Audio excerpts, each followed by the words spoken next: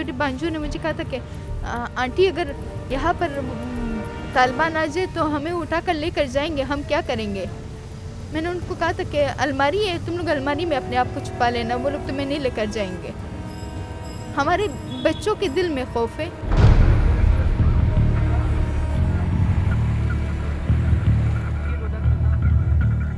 जो बेवा औरतें हैं जिनका कोई सहारा ही नहीं है, वो अपने अपनी बेटियों को खुद संभालती है, उनके लिए खुद काम करती है। तो अगर उनको रोकेंगे, ये उनको काम करने का हक नहीं देंगे, तो वो क्या करेंगी?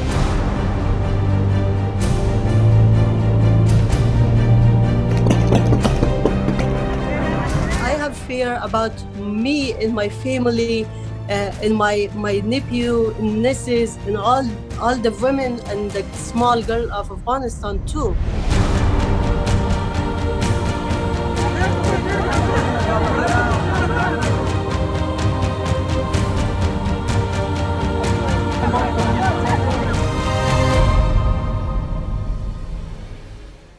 Hello everyone, you're watching News Epicenter with me, Maria Shakil. There is chaos and anarchy on the streets of Afghanistan as the Taliban tries to establish order with an iron fist. Amidst the draconian Sharia law and shortage of essentials, these are the mind-numbing visuals from Kabul's Hamid Karzai airport. Desperate families trying to flee the country and in fact appealing to Western soldiers to take their children to safety even if they are left behind.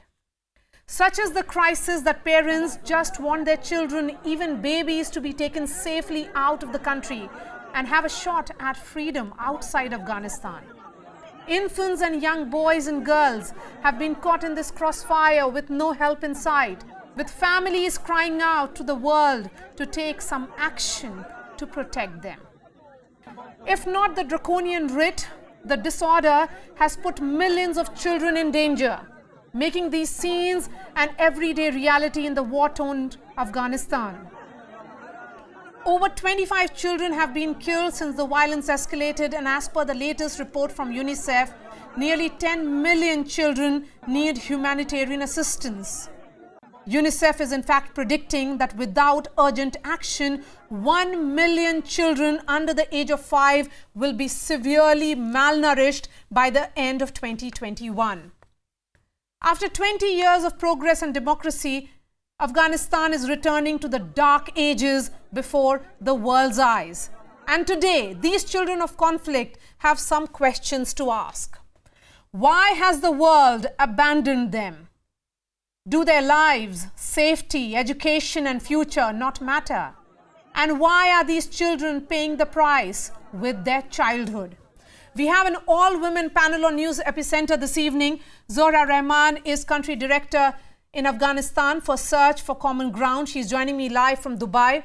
Rukia Ahmadi is a lawyer and women's rights activist. She's joining me from London. Mursal Nurzai is an activist joining me from Berlin. We have Shaheen Mohammadi, Afghan national living in Delhi for the last 5 months. Shaheen, in fact, lost her husband and 2 children to a terror attack in Kandahar 3 years ago. Zohra, this ongoing crisis is taking a heavy toll, certainly, on Afghanistan's children. What is this level of fear that a mother, in fact, hands over her infant to security forces, knowing fully well that she may never get to see him or her ever? Thank you for having me on your program. It is the children that we see in the videos, but also the millions of children that UNICEF has warned us about, the dangers of them getting into serious humanitarian crisis, not having access to food and for their life necessities. So there's all Afghan children are right now in danger, and they have been in danger for quite some time. The level of fear is high, obviously. There's so much desperation that a mother chooses to take such drastic action. And as a mother, I can completely understand that. For us at Search for Common Ground, the issue is not to only understand this humanitarian crisis and the needs of the victims, but also to see how can we resolve it. And to resolve it means that we should not isolate the country, that we should talk with all sides of the conflict, with the civil society, with aid and humanitarian organization, with protection organization, so that we could reach the needs of these young children, and we could get them out of the despair that they're facing right now. Yes, when you say get them out of the despair, Shaheen मुझे अपने बारे में बताइए, कोई भी माँ अपनी औलाद को किसी अजनबी के हाथ में सौंप देती है और उसे पता भी नहीं है कि उसका नाम पता कुछ नहीं है, लेकिन उसको इस बात का यकीन है कि उस माहौल से शायद वो बेहतर माहौल में उसका बच्चे की परवरिश होगी। मैं हूँ शाहीन मोहम्मदी, काबुल से, और कुछ महीने यहाँ रह रही हूँ। आजकल जो वीडियो में आते हैं और सब लोग मीडिया में, यूट्यूब में और फेसबुक में देखते हैं, कुछ लोग हैं, कुछ महिला है, कुछ लेडीज है जो अपने बच्चे को जैसे अमेरिकन के लोग होते, जैसे बाहर के लोग होते, जैसे यूरोपियन होते, जैसे उनकी ईयरबस जाने वाले हैं, पर दीवारों के ऊपर से वो चढ़ते हैं और ये भी नहीं बोलते कि मेरे बच्चे का नाम क्या है, उसका डॉक्यूमेंट क्या है। सब अपने बच्चे को दीवारों के ऊपर से उनके हवाले में कर देते हैं। वो इसलिए कि ऐसे ना हो कि जैसे हम लोगों का, जैसे हमारे हस्बैंड का, हमारे बच्चे का जानलेवा हो गया है और शहीद हो गया है, ऐसा ना हो कि इनका हो जाए, इनका मुस्तकबिल सही हो जाए। और उनको पता है कि आजकल ये तालिबान जो आया है, जितना लोग जो बाहर यूरोपियन कंट्री के साथ जो काम करते हैं, जैसे अमेरिकन, जैसे कनाडियन, जैसे फ्रांस और ये सब में, उनका जानलेवा है और ये घर घर तलाशी शुरू भी हो गया है और सबको निकाल देता है। मेरे पास एक ऐसे वीडियो, कुछ ऐसे वीडियो मैंने यूट्यूब में देखा और फेसबुक में आया है कि जितना फौज में लेडीज या जेंट्स आर्मी में, वो सबको घर से बाहर निकाल कर उनको ज़बह करते हैं, जैसे जानवर को, जैसे बकरे को ज़बह करते हैं। अब इनका मुस्तकबिल क्या है? और जितना लोग वहाँ फंस चुके हैं, सब ऐसे सोचते हैं, ऐसे इस फ्यूचर में जैसे अंधेरे में है और अंधेरे में जाने वाले हैं। और जितना लोग जो ईयरबस में अपने आप को लटका के चले गए, उन्होंने कहा वैसे भी हम फांसी होने वाला है, क्यों आत्महत्या ना करें, एकदम सुकून मिल जाए। This is exactly desperation, Ruqayya, children continue to be the most vulnerable. How do you deliver life-saving assistance in these times to them? It's really difficult. As you know, the situation there is very difficult, very dire. However, there are, so I'm with the Hazara Committee in the UK. We are currently in the process of doing some fundraisings to raise money for the internally displaced people in Afghanistan. And we are working with another organization in Australia in order to fundraise. But of course, the situation there isn't great at the moment. All means of sending money at the moment has been stopped. However, we are trying to raise money and we are trying to find means in order to get help to the people there and to send some sort of assistance in these difficult times. Yes. Mursal, this point exactly, several times, UNICEF and several other organizations had said, and I'm quoting them, that children should not pay for conflict with their childhoods. This is what exactly is happening, and Afghanistan's children need peace. It's about survival for them, and that is the reason why, Mursal, we are seeing those images of utter desperation, fear, and it's unimaginable to imagine the plight of that mother who is sending that baby, doesn't know whether she gets to see him ever, doesn't know the hand that is actually holding that child, and the child is going to move to which country. She has no idea whatsoever. Yes, Maria. I'm not a mother, but that video has wrenched my heart, and I have no words to explain how painful it is to see the desperation of a mother sending her child somewhere where she doesn't know where the child would land, right? The UNICEF is promising, or has promised over the years, that our priority is children's right, and we will protect them not only in Afghanistan but worldwide. But we can see in Afghanistan now, UNICEF, the very first tweet that I saw after a few days when all this happened, they were saying, well, we did not imagine that this will happen or take place that fast, that Taliban will take over Afghanistan. How come they can say something like this? How can they not predict this? This is a very underperformance from UNICEF, I would say. They have so much experience and they have so many resources that they will quote a statement like this. And the I see. world, I would say, Mursal, not just 10 UNICEF, million children now. just about every organization seem to have failed these children, these babies. Yes. Afghanistan, Mursal, was already one of the most dangerous places on earth to be a child. But this recent escalation that we are seeing has intensified the emergency that is facing the country's children and their families. There is the impact of insecurity that we are looking at. There is displacement here. There is poverty, water scarcity.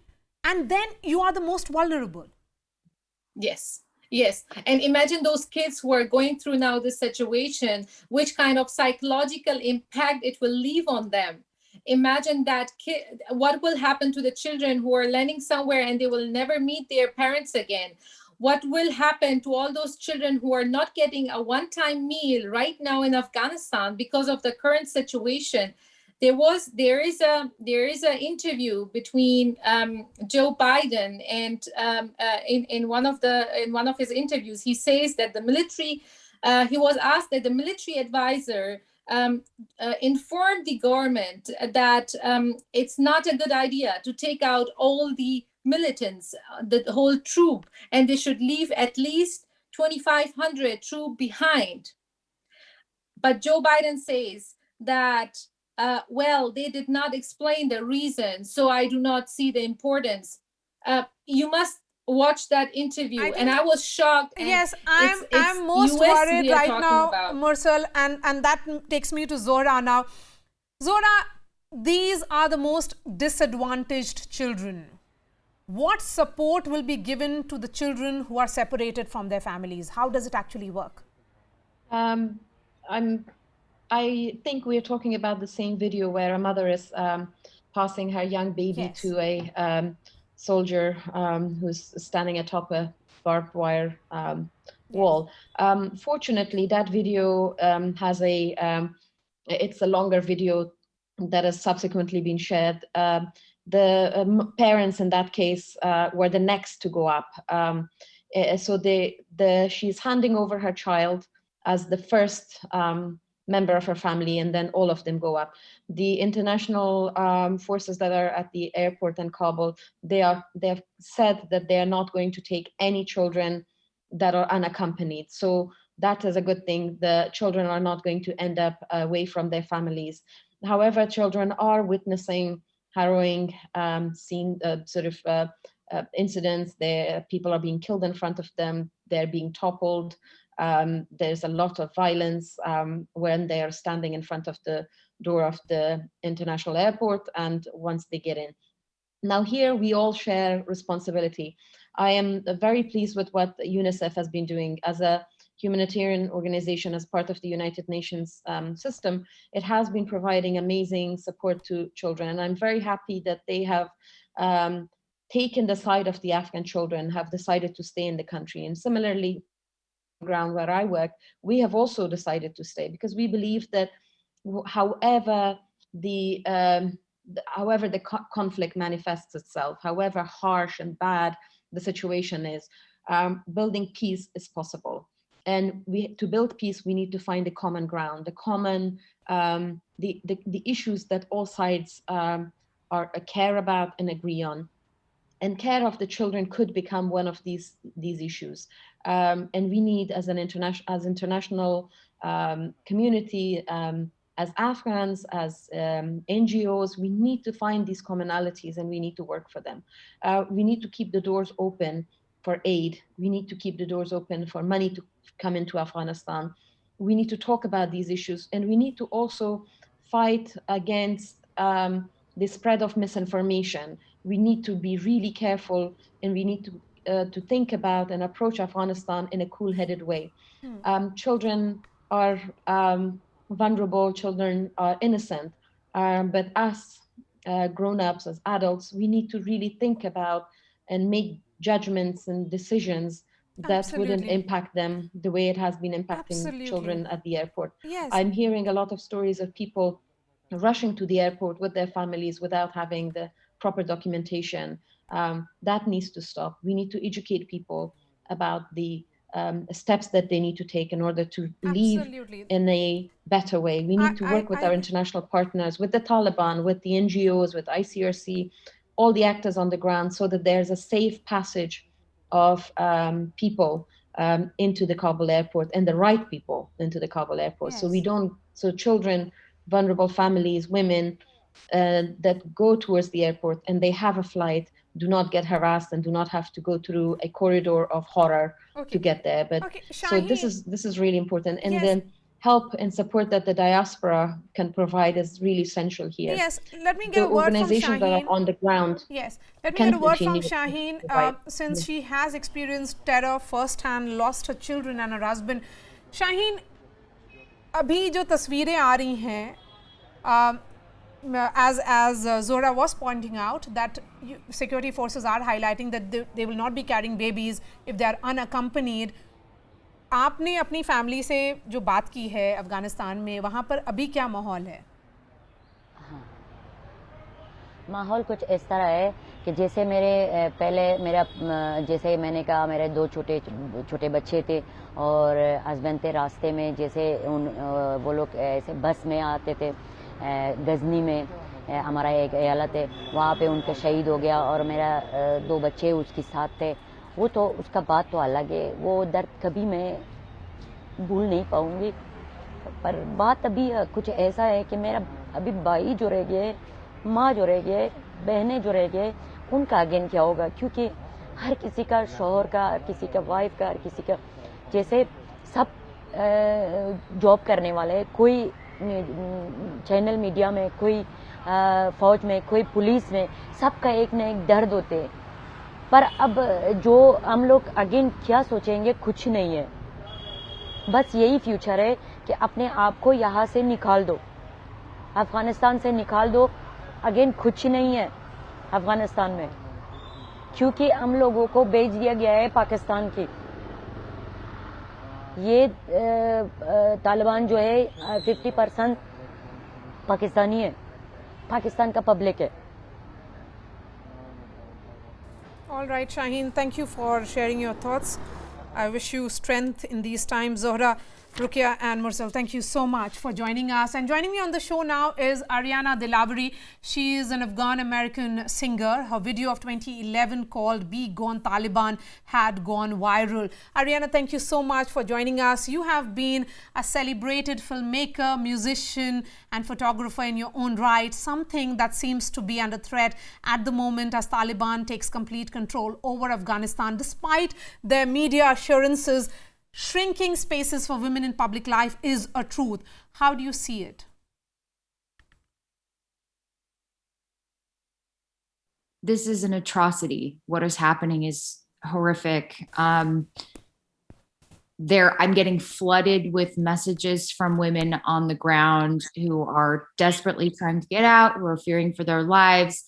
There are very brave women in the country, trying to show up to work as anchors and, even protesting in the street, tremendously courageous. But we have seen for a long time the actions of the Taliban.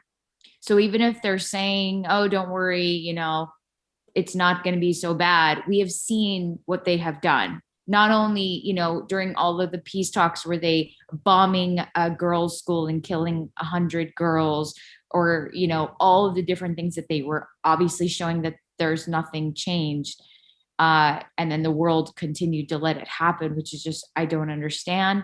But also in the last couple of weeks, so many things have happened, that they were going to stone a woman, that they were abducting girls, taking girls to marry them off, that, they went into the banks with guns and forced women to quit and be escorted home. They went into Herat University, forced the women students and faculty to leave.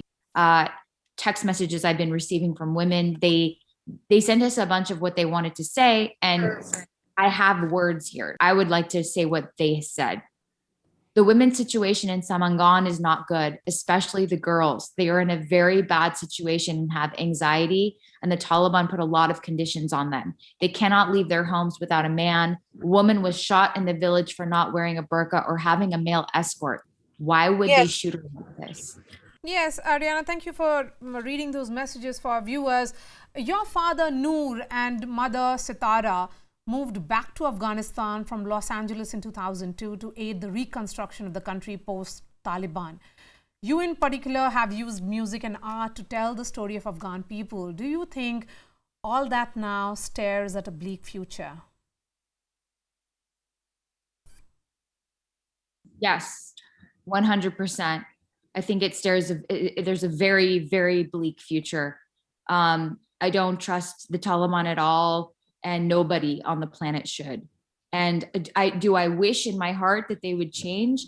Of course. Do I believe that every human being has capacity to become better? Yes. But when I'm seeing what they're doing and how they've brutalized my people for since the beginning of the Taliban, then I'm not going to wait. I'm not going to sit here and wait for them to prove me wrong when I have to make sure that our girls and women and everyone, not just girls and women, I'm getting letters. Even you spoke about my father, some of his employees messaging me that they're getting threats. And I mean, his former employees. I don't know who the current central bank governor is or anything. I don't know much about what's happening now with that, but they're getting threats and they're messaging me. And so it's not just women. It's just, we have to focus on the women and girls because that's who's at the greatest threat in the immediacy of the present, but the whole society. I mean, they killed an elderly comedian who just, he's a comedian. I mean, they killed a teacher who's also a historian and a poet. And this is in the last few weeks, we watched them just doing this. So this is really an atrocity. All right, Ariana, I appreciate your time. Thank you so much for joining us. That's all from us. Thanks so much for watching. And here on News Epicenter, we'll continue to put the lens on the most vulnerable in Afghanistan, that is the children and the women who have been caught in this crossfire. That's all from us. Thanks so much for watching.